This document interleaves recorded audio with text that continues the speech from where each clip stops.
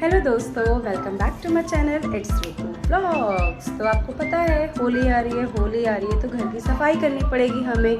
तो फिलहाल मैंने ये जो रूम है, ये एक रूम मैंने साफ़ कर लिया है और काफ़ी गंदगी निकली है, यहाँ आप देख सकते हैं। हालांकि रूम की गंदगी नहीं है, ये जो हमारे प्लांट्स लगे हुए हैं बाहर ग्रीन ग्रीन से दिख रहे हैं आपको, क्योंकि मैं इसको हटा के दिखाती हूँ। ये देखिए, ये जो हमारे प्लांट्स लगे हुए थे इनमें से कुछ सूख गए थे, तो उन सबकी सारी यहाँ पे ये सब पत्तियाँ हैं, इनकी सफाई हो रही है और कई भी मेरे इस काम में हेल्प कर रही है। साथ साथ पेपर भी चल रहा है तो बच्चों की पढ़ाई भी हो रही है। तो चलो जाओ पढ़ो, मैं आपसे पूछ लूँ सारे क्वेश्चन पूछ लें और हमें सफाई करते हैं।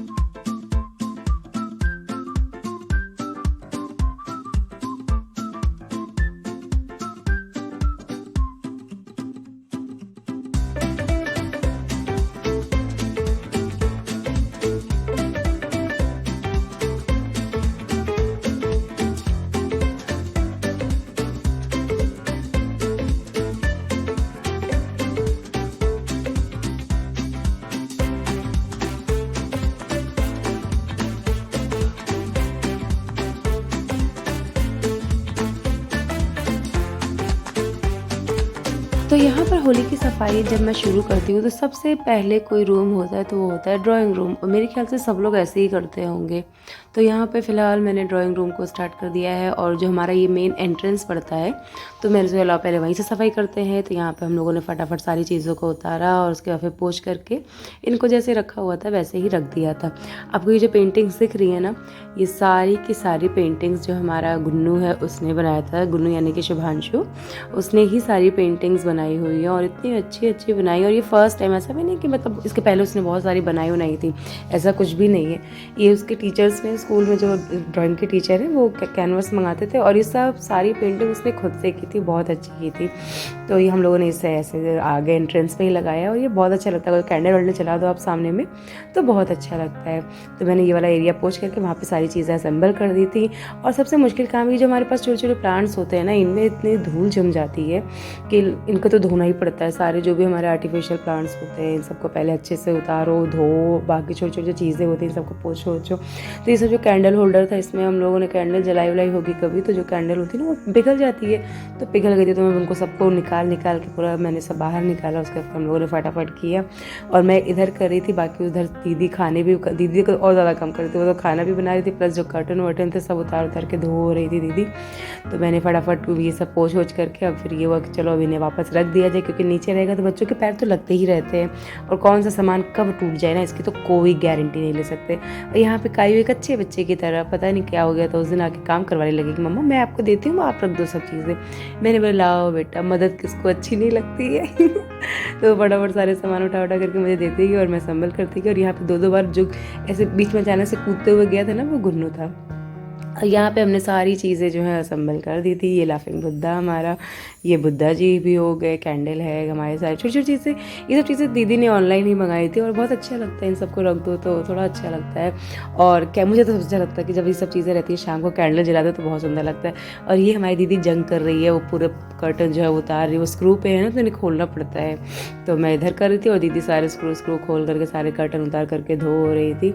और ये सब चीज़ें तो आप इग्नोर ही कर दो तो ज़्यादा बेटर है, क्योंकि सब चीज़ें ऐसे ही फैली हुई थी। और इधर उधर जो सामान सफाई करो तो नीचे जो साफ़ करना वो चीज़ें कम होती है, नीचे ज़्यादा चीज़ें फैल जाती हैं। और यहाँ पे मैं अपने सोफ़े की सफाई कर रही हूँ और ये सच में बहुत अच्छा तरीका था। मैंने इस सोफ़ा साफ़ किया और साफ़ हो भी गया, काम चलाओ तो साफ़ हो ही गया था और अच्छा साफ़ हुआ था। ऐसा नहीं कि मतलब कुछ भी, क्योंकि बच्चे हैं खाते पीते रहते, कुछ ना कुछ गिरता रहता है। और ये वाला सोफ़ा ऐसा है कि इस पर हम अगर कवर चढ़ाए तो इसका लुक उतना अच्छा आता नहीं है, तो हम लोग इस पर कवर नहीं चढ़ाते।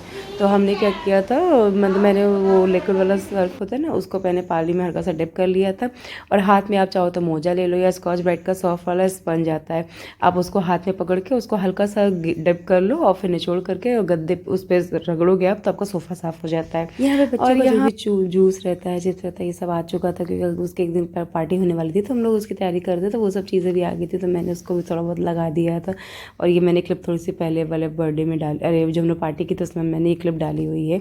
और यहाँ पे अब मैं जा रही हूँ, जो हमारे घर के वुलन वाले कपड़े थे ना, मैंने सोचा लाओ अब इनको भी अरेंज करके रख दिया जाए, क्योंकि ये पूरे घर में ऐसा लगता है जब तक ठंड थी तब तक तो नहीं दिखते हैं कपड़े, क्योंकि हम लोग पहनते रहते हैं, और जब ठंड चली जाती है ना उसके बाद लगता है कि अरे पावर रे घर में क्या फैला हुआ है।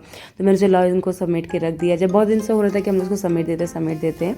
तो फिर दीदी ने सारे कपड़े जो थे वुलन वाले धो दिए थे, मैंने बोला लाओ इन्हें तह कर देते हैं।